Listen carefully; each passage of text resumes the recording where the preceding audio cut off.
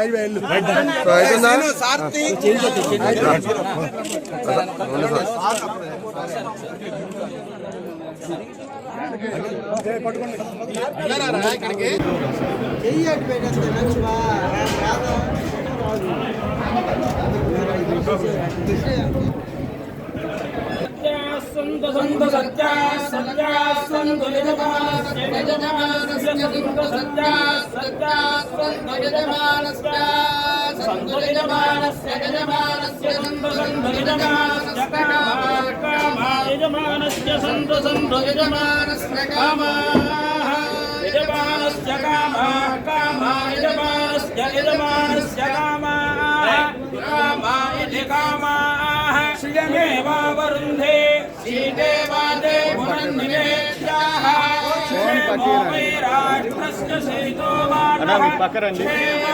क्षेममेवावरुन्धे सर्वस्वरूपे सर्वेशे सर्वशक्तिसमन्विते अयेभ्यस्राहिनो देवि दुर्गे देवि नमोऽस्तुते।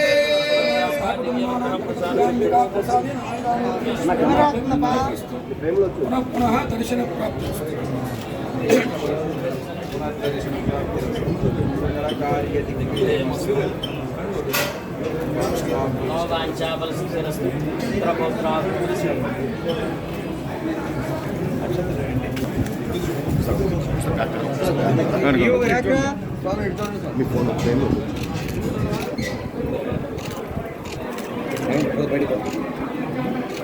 బయటికి